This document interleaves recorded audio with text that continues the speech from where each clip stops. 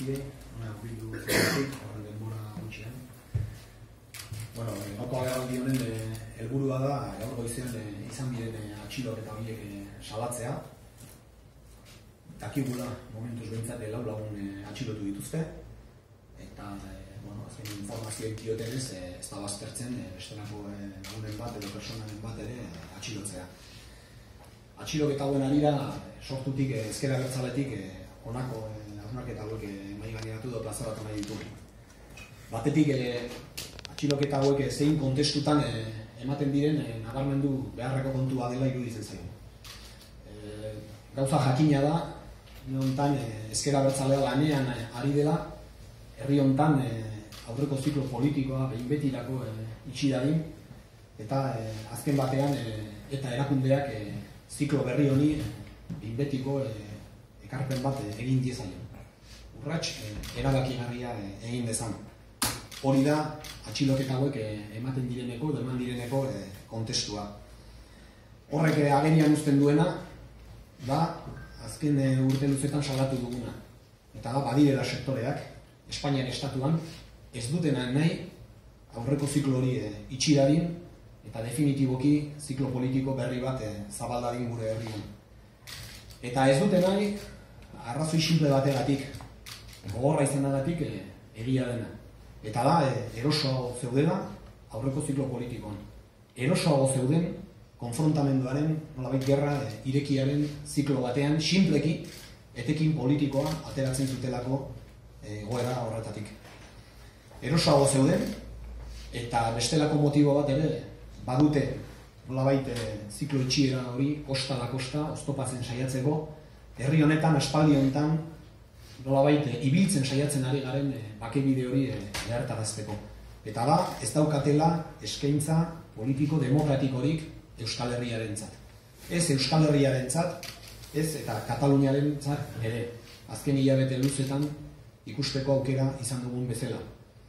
Esango genuke, estatuak ez diola bere violentziari uko egin nahi, gaurko hau ere violentzia delako, ez dio bere violentziari uko egin nahi, berriro diot, simpleki badakielako violentziarik gabe ez dela eza. Badakielako violentziarik gabe bai Euskal Herriak, bai Kataluniak, lehenago edo beranduago, lehenago ziurrenik beranduago baino, bere askatasunaren, estatu propio bat eraikitzearen eta independentziaren aldeko autua egingo duela. Beraz, kontestua hori da. Kontestu batean, non ezker abertzalea lanean ari den, aurreko zikloa behingo esitxi eta ziklo berri hau, bakearen eta konponbidearen zikloa, politikaren zikloa irekitzeko, bakarren batzuk, Espainiar estatuak, eta une honetan bere gidaritza duen alderdi popularra, azken zikloaren, aurreko zikloaren itxiera oztopatu nahian dabiltza, eta herri honen bakebidea lehertarazi nahian dabiltza. Beraz, beste behin ere, batzuk bakea egiten ari gara, eta beste batzuk berriz, gerra egiten jarraitu nahi dute. Argi eta garbi esan beharra dago beraz, azken aldi honetan behin eta berriro nahi gaineratu dugun bezala, violentzia guztiak ez direla desagertu herri honetatik, zoritxarrez. Estatu espainolak bere violentzia erabiltzen jarraitzen du, gaurkoan ikusi ahal izan dugun bezala. Dispertsioa violentzia delako.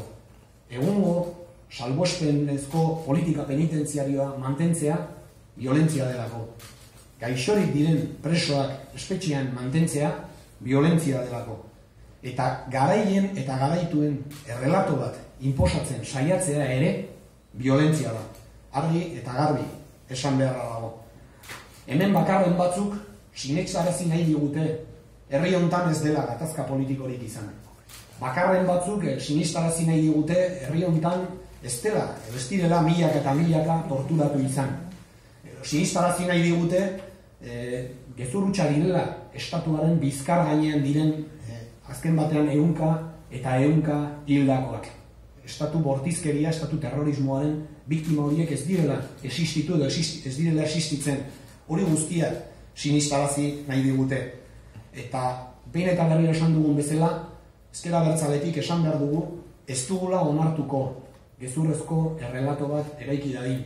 Ez dugu onartuko garaien eta garaituen, edo justuen eta injustuen, edo honen eta gaiztoen errelato bat eraiki dadin. Lehenik eta behin, errelato hori sinpleki gezur borobia delako. Bigarrenik, ez dugulako onartuko, esan bezala, herri hontan estatu violentziaren, estatu terrorismoaren ondorioz izandako biktima guztiak ukatu daitezen, edo biktima horiek denak desagerrarazi daitezen, edo torturaren existentzia bera esaterako estali dadin. Ez dugu hori guztia onartuko, baina batez ere, ez dugu halako errelato baten inposaketa onartuko ardura politikoagatik.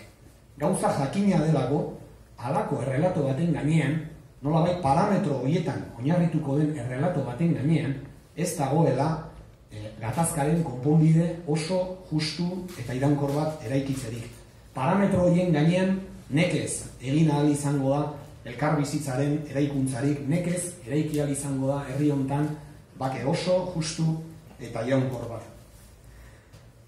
Horrekin batera, ardurarako deia luzatu nahi dugu. Batez ere, PPS beste eragile politikoei, baina baita ere komunikabideei, hemen zareten guztiei.